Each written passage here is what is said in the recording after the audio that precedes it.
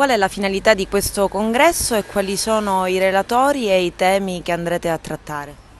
Allora, la finalità del congresso è quella di divulgare diciamo, le novità scientifiche in gastroenterologia pediatrica e anche oltre la gastroenterologia pediatrica. Ieri abbiamo avuto pure una collega odontoiatra che ci ha illuminato un po' sulle novità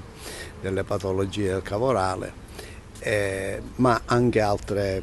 diciamo, tipologie di argomenti addirittura molto direi, pregnanti e molto nuovi, tipo lo studio del microbiota, del metaboloma. Abbiamo un collega che viene da Cagliari e ci verrà a illuminare un pochino su queste nuove tecnologie che stanno un po' soppiantando,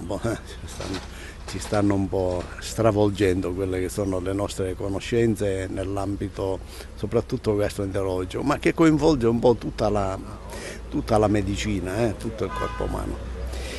Quindi la finalità, oltre a essere quella della scientifica, è anche quella culturale. Questo è il nono congresso che noi facciamo, in pratica è un congresso che affronta sia l'aspetto scientifico che l'aspetto culturale in genere, quindi letterario e così di vari aspetti della cultura, e quindi è proprio una caratteristica del nostro congresso in questi 9 anni. Per cui diamo la possibilità ai colleghi che vengono, ma anche a chi non è collega, di aggiornarsi un pochettino anche su aspetti non medici,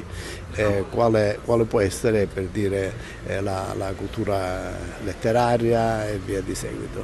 Per cui siamo riusciti a portare avanti questo mix di culture e così. E speriamo di poterlo continuare ancora, sempre che sia la salute che le condizioni economiche ci garantiscono la possibilità di poter tirare avanti. Quest'anno il tema scelto riguarda la storia della medicina siciliana. Sì, quest'anno abbiamo voluto, sfruttando un libro di Giuseppe Pitrè,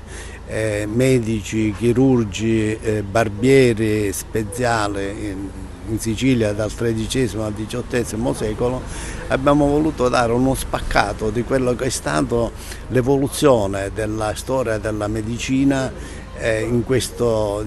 nei secoli passati, cercando di cogliere e fare insegnamento dagli errori del passato e cercando di non commetterli, anche noi. Quindi è un connubio tra aggiornamento pediatrico gastroenterologico attuale e conoscenza del passato della storia della medicina, cercare di coniugare le due cose e soprattutto ci fa capire che quanta evoluzione ci sia stata nell'ambito della medicina. La medicina ha fatto passi da gigante, però devo dire che sono più le cose che noi non sappiamo che le cose che sappiamo. Quindi l'interesse particolare dei medici e in genere degli scienziati è quello di spingere avanti le conoscenze e magari forzarle per certi versi. Adesso abbiamo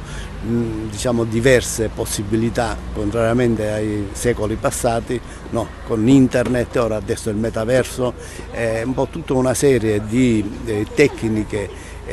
scientifiche e quindi che ci hanno consentito di avere contezza di quella che è la situazione sia attuale ma di quello che può essere nel futuro. Adesso si parla anche di vaccini per il cancro, si parla di biologici, sostanze particolari che vanno come se fosse proprio una operazione chirurgica, cioè un missile che va a colpire quel determinato particolare, eccetera. Quindi che questo tipo di congresso serve anche a questo, cioè ad allargarci la mente nell'ambito delle conoscenze sia mediche attuali che anche di quelle passate. Quali sono i benefici e le ricadute che eventi come questo possono avere sul territorio? Riallacciandomi a quello che ha appena detto il dottor Iacono,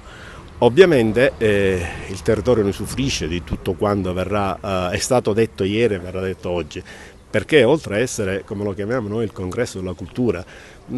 avendo, come dire, nel nostro concetto una unicità di quella che è la cultura scientifica, cultura filosofica, cultura medica, cultura storica, ovviamente vengono trattati argomenti scientifici, argomenti di una certa valenza, relazionati da relatori che provengono da un po' tutta la parte d'Italia, da Brescia a Firenze, dalla Puglia alla Sicilia, cioè figure che nel campo hanno una certa valenza. Tutto questo si ricade su noi pediatri del territorio, che acquisiamo nuove tecniche e nuove conoscenze che ci permettono di migliorare quella che è il nostro modo di agire, il nostro modo di pensare, il nostro modo di gestire quella che è la quotidianità nei nostri ambulatori. Cioè, ovviamente, se io ho delle nuove conoscenze, delle nuove notizie, se praticamente la scienza ha fatto dei passi avanti e mi viene comunicato in questa sessione, è chiaro che il mio comportamento, che alla fine avrà dei vantaggi sull'utente, sarà cambiato e sarà, proiettato verso situazioni ovviamente migliori. Quanto sono importanti eventi formativi come questo? Sono estremamente importanti ed è da tempo che cerchiamo di operare in questo senso nella nostra provincia. Noi come FIMP nazionale abbiamo creato, accanto all'attività sindacale, un'attività formativa che ferve